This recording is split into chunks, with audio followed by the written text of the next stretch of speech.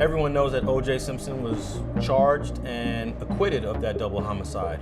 But what you might not know about is that there are 5 other homicide victims that are connected to this O.J. Simpson case. He was accused of his ex-wife, Nicole Brown Simpson, and Ron Goldman. Their bodies were found with very similar injuries to Brett's. Look up the It was a triple. He goes with 2 other girls. And were those mob guys that were selling coke to OJ? Yes, Colombian mob.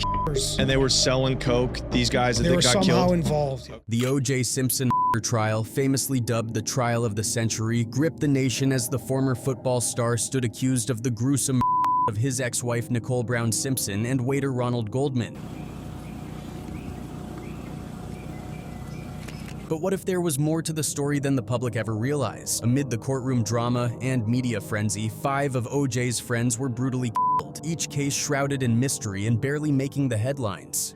G12, as the LA County Sheriff's deputies often referred to him as, was actually the bailiff during the O.J. Simpson trial.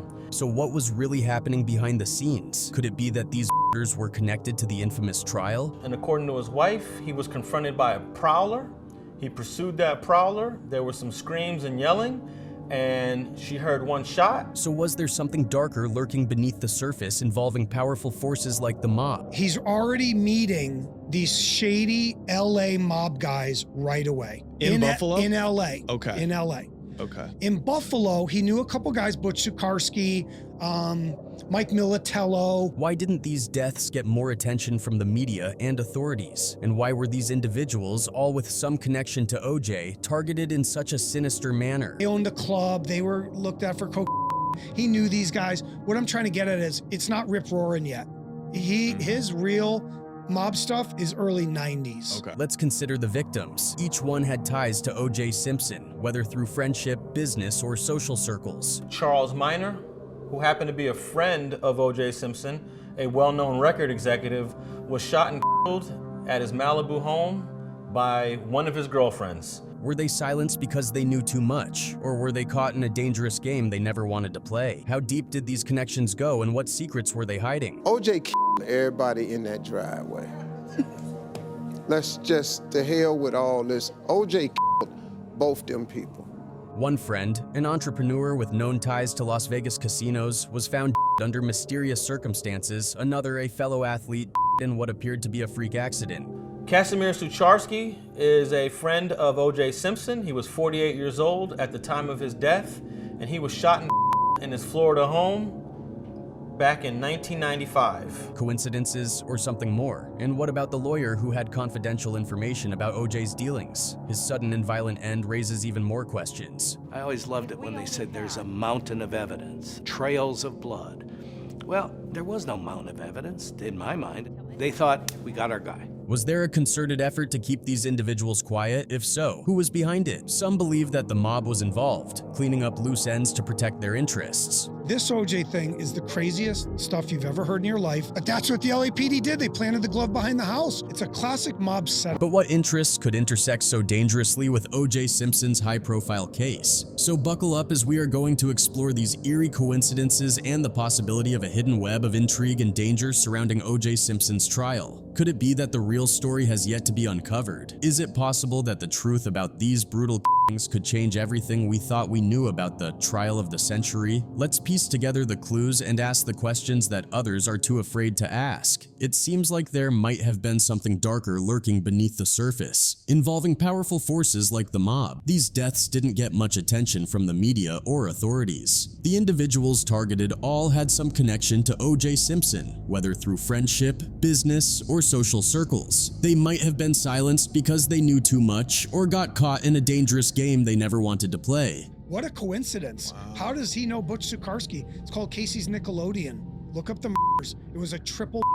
Each victim had ties to O.J. Simpson. One friend, an entrepreneur with known ties to Las Vegas casinos, was found dead under mysterious circumstances. Another, a fellow athlete, died in what looked like a freak accident. And then there was the lawyer who had confidential information about O.J.'s dealings, whose sudden and violent end raises even more questions. O.J. Simpson does not have time to his wife, be surprised by a guy half his age, stab that guy a bunch of times by himself, and get away with everything. There might have been a concerted effort to keep these individuals quiet, possibly with the mob involved to protect their interests. These interests could intersect dangerously with O.J. Simpson's high-profile case. So the truth about these brutal might change everything we thought we knew about the trial of the century. We, the jury, in the above entitled action, find the defendant, Orenthal James Simpson, not guilty of the crime of in violation of Penal Code Section 187A, a felony upon Nicole Brown Simpson. On October 3rd, 2023, it marked 28 years since O.J. Simpson was found not guilty of the brutal of his ex-wife Nicole Brown Simpson and waiter Ron Goldman. According to police reports compiled by CNN, Nicole Brown Simpson and her children had been at the Mezzaluna restaurant a few hours before the took place. After leaving the restaurant, one of Nicole's party members realized they had forgotten their sunglasses. Ron Goldman, a waiter at Mezzaluna, offered to return the sunglasses to Nicole's house. He left the restaurant around 9:30 p.m. There are people on death row. Death row. There are people that have indeed been put to death. Tragically, about 2 hours later, Nicole and Ron were found dead. One of Nicole's neighbors, who had been taking care of her Akita dog after Nicole's departure, ended up discovering the bodies. The neighbor was led to the scene by the dog and found Nicole and Ron both with multiple stab wounds. The gruesome scene, marked by the violence of the attacks, only added to the complexity and shock surrounding the case. The highly publicized criminal trial ended with Simpson's acquittal, though he was later found liable for their deaths in a civil court. By the criminalists from the Los Angeles Police Department, by the people in the crime lab when they did the initial DNA testing, and by the medical examiner's office was shameful. Even after all these years, the infamous crime remains an unsolved mystery, with even his own kids confirming the lack of closure. But let's take a laid-back look back at some key moments in Simpson's life. From the nationally televised trial that had everyone glued to their screens to the later charges of and armed robbery that eventually landed him in prison. The O.J. Simpson trial, often called the trial of the century, with its famous dream team and the unforgettable line, "If it doesn't fit, you must acquit," has become a pop culture icon. Catchphrases, comedic skits, and parodies have overshadowed the serious nature of the case. But beneath all the humor and commentary is the tragic truth that Nicole Brown endured a history of domestic and was brutally as reported by the Washington Post. Marcia Clark, the lead prosecutor, highlighted the difficulty of seeking justice for Brown, pointing out Simpson's celebrity status and the tense atmosphere in Los Angeles at the time as major hurdles. According to Vox, despite its place in entertainment and culture, the trial is a stark reminder of a devastating tragedy. I know and I accept the fact that people are going to feel whatever way they're going to feel. They're going to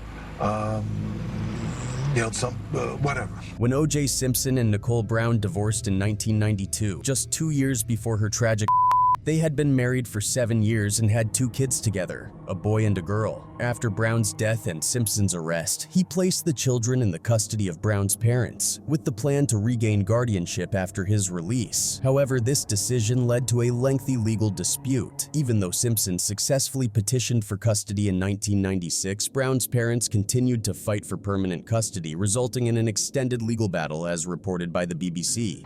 Why should custody have been changed now to someone who is accused of the wrongful of the children's mother? Whether or not Mr. Simpson is found by a jury to have cold. People often think the O.J. Simpson trial is the only story worth telling, but the reality is far more complex. During his trial, a few of his friends were also murdered, adding another layer of mystery and intrigue. This raises a lot of questions and leads to various theories about possible connections and implications. Was it a coincidence, or was there something more sinister at play? It opens up a whole new perspective on the case, suggesting that there might be hidden truths and untold stories that haven't been fully explored. The first impression was that it was an probably a rage, some type of rage, that there was one.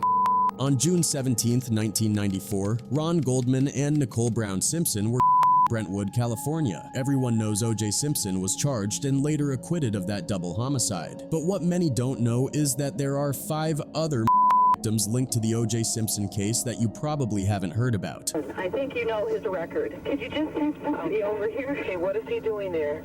He just drove up again. He just drove over? Okay, wait a minute, what kind of car is he in? He's in a white Bronco. One of them was Antranik Guvjahizian, who was shot and in his Pasadena neighborhood while taking out the trash one evening. Known as G12 by the LA County Sheriff deputies, he was actually the bailiff during the O.J. Simpson trial. Most courts have bailiffs for security, and in LA, it's the Sheriff's Department that handles this. Gov Jahazian worked in Judge Lance Ito's court and was also responsible for sequestering the jury. And Tranik Gov Jahazian was shot in his Pasadena neighborhood after taking the trash out one evening. But on that night, when Gov Jahazian went out to take the trash, his wife said he was confronted by a prowler. He chased after the prowler, there were screams and yelling, and then she heard one shot. He was The next day, Judge Lance Ito actually suspended the trial in memory of G12. What's also unusual is that G12 lived in the same Pasadena neighborhood as Judge Lance Ito. One of our bailiffs, one of our deputy sheriffs who has served with us, Deputy Gov Jahazian, was unfortunately shot and killed yesterday, Ito told the jury. Soon after, a suspect named Terrence Patridge was arrested. He was found guilty of G12 and sentenced to 54 years in prison for that crime. In total, Patridge was sentenced to 373 years for other crimes, including assault, rape, and burglary. Homicides are essentially unheard of in the area, said Councilman William E. Thompson Jr., whose district includes the deputy's block. It's sad anytime anyone loses their life. It is even more tragic when it's a law enforcement officer trying to protect his home and neighborhood, Thompson said. This was just one M. On March 19, 1995, Charles Minor, a friend of O.J. Simpson and a well-known record executive, was shot and killed at his Malibu home by one of his girlfriends. Charles Minor was famous for his connections to many 1980s music hits, but he also had a reputation as a ladies' man. He had so many girlfriends that one of them, Suzette McClure, got fed up with his philandering ways. She showed up at his Malibu home and shot him once. K him. Now, Charles Minor was well known for being connected to many hits, music hits in the 1980s, but he also had a reputation for being a ladies' man. Suzette McClure had lost her job in the aerospace industry, a field that took a big hit in Los Angeles during the 1990s with several layoffs. After losing her job, she ended up becoming a stripper, and it was in this line of work that she met Charles Minor. Charles Minor frequented strip clubs, which is how he met Suzette McClure. Eventually, Suzette pleaded guilty to second-degree murder and was facing 19 years in prison. She should have been released by now, but she's still in a California prison to this day. The homicide happened in 1995, so she should have been released in 2014, but as of 2016, she's still incarcerated. It's unclear why she's still in prison. Maybe the parole board denied her release, or she had additional years added to her sentence for other activities while in prison. He was just a working-class boy from Marietta Ga who hit it big, said Mike Bone, a longtime music industry promoter and executive. He was probably the best top 40 promotion person there was in his day. Another friend of O.J. Simpson, Kazimierz Sucharski, was 48 years old when he was shot in his Florida home in 1995. Two gunmen broke into his house while he was entertaining two guests and all three execution style. Known as Casey, Sucharski was a nightclub owner and became friends with O.J. through Simpson's visits to various nightclubs. Casey was 11 days before Ron and Nicole, and O.J. and Casey had been hanging out and talking just days before the M. What a contrast to see people and having such a good time and then just like that. What's unusual about this homicide is that it was a triple. Casey and his two friends were but the entire incident was caught on surveillance cameras inside Casey's home. Both gunmen wore ski masks, but one of them removed his mask during the crime. The suspects, Seth Penalvar and Pablo Ibar, were arrested and eventually convicted, both receiving death sentences. Each of them were shot at least twice in the back and neck. In a surprising twist, Seth Penalvar's penalty conviction was overturned. He was granted a second trial and was found not guilty in 2012. This trial, held in Broward County, ended up being the longest trial in the county's history. Pablo Ibar also had his death penalty conviction overturned and was looking at the possibility of a second trial in 2016, which could potentially lead to his release. Even though the entire homicide was captured on Casey's home surveillance cameras, the footage wasn't of high enough quality to positively identify the suspects beyond a reasonable doubt, which played a significant role in the overturning of their convictions. He doesn't know it. Camera's up in that corner there. Michael Scott Nigg, a friend of Ron Goldman, met him while working at the Mezzaluna restaurant. Nigg was shot and by robbers at an ATM machine in Hollywood on September 8, 1995, at the age of 26. The LAPD investigated several suspects, but no one was ever charged, leaving the case unsolved. Michael Nigg, who was on September 8th, 1995, while he was on a date with his girlfriend. in Hollywood. And, you know, one of the disturbing things during the research is how much conspiracy theorists out there try to connect Michael to the O.J. case. Nig is connected to the O.J. Simpson case because he was a close friend of Ron Goldman, and they both worked at Mezzaluna in Brentwood. During the deposition of Ron Goldman's father, in the O.J. Simpson civil case, the attorneys questioned him about Michael Nig and confirmed that Nig was indeed a friend of Ron's. The strategy of Simpson's civil attorneys was to try to link Ron Goldman to other individuals who were various ways, potentially involving who was in rehab at the time can attest to it. You know, Nicole was a partier, OJ was a partier, they were involved in the world of and when you're buying I wouldn't know personally, but I can imagine. In the civil case, O.J. Simpson was found liable for the double Nicole Brown and Ron Goldman and was ordered to pay over $30 million in damages to their families. However, to date, the families have received less than $500,000 of that amount. One reason the Ron Goldman and Nicole Brown Simpson families have seen so little of the $30 million judgment is that O.J. Simpson moved all his assets to Florida. Florida has laws that protect assets from being seized, and it's the same state where Simpson's friend Casey was earlier. Now that Simpson is serving a 30-year sentence in Nevada, it's unlikely that the Goldman and Brown families will recover much more of the judgment. Another victim you might not have heard of is Brett Cantor. He was home in 1993, about 11 months before Ron and Nicole were Cantor, a 25-year-old record executive and part owner of the Dragonfly Club in Hollywood, was in a similar fashion to Ron and Nicole. His throat was and he was stabbed multiple times in the chest and shoulder. In the 90s, Brett Cantor was Hollywood royalty, a music executive who was brutally. The investigation went cold, but could his death be tied to the O.J. Simpson case? Robert Shapiro, one of O.J. Simpson's attorneys, wanted to introduce Brett Cantor's murder as evidence to suggest there might be other or an alternative theory for the double homicide of Ron and Nicole. However, Judge Lance Ito didn't allow this evidence, so the jury never heard about it. Interestingly, the same homicide robbery unit led by Van Adder and Lang, who became well known during the O.J. trial, investigated both Brett Cantor's M and the K of Ron and Nicole, so the LAPD never pinned down a prime suspect for this homicide, and it's still unsolved. What's really strange is that out of these 5 victims, Michael Nig and Brett Cantor were actually close friends of Ron Goldman. In fact, they were pretty tight with him. Now, get this. Within just a year or so, 3 of his close friends ended up in such a short span. It's definitely unusual and doesn't get talked about much. So yeah, these 5 are probably not names you've heard of before. This impactful period is still remembered by many, including Greg Jones, now serving as the president of the NAACP's Dane County chapter. Having witnessed it through television,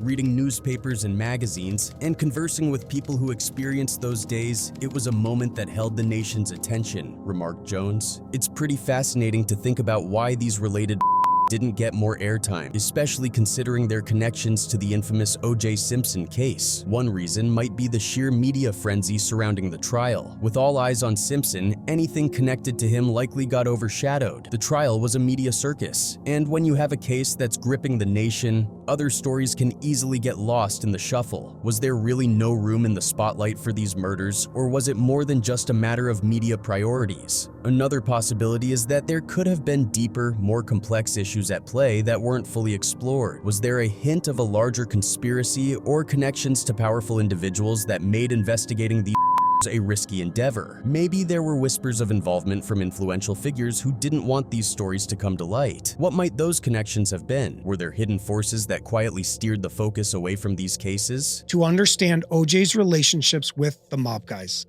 Joe Stellini, and how he met him and how he met Rob Kardashian and who Rothschild was. And there's a Tom I forgot his last name. Intimidation or pressure might also have played a role. In high-profile cases, the stakes are incredibly high, and sometimes there's a lot of behind-the-scenes maneuvering. Could there have been an unspoken agreement to keep these under wraps to avoid stirring up more controversy or making powerful people uncomfortable? Who might have had an interest in keeping these cases quiet, and what were they trying to protect? And let's not forget about the practical challenges of the investigations themselves. If the evidence wasn't strong or if the cases were proving difficult to crack, they might have ended up being lower on the priority list. With the Simpson trial dominating attention, could these unsolved cases have been neglected simply due to a lack of resources or investigative momentum? So as we dig into why these remained in the shadows, several questions arise. Was there a deliberate effort to keep them out of the spotlight? Were powerful people involved in a way that influenced how these cases were handled? Did the sheer scale of the Simpson trial prevent these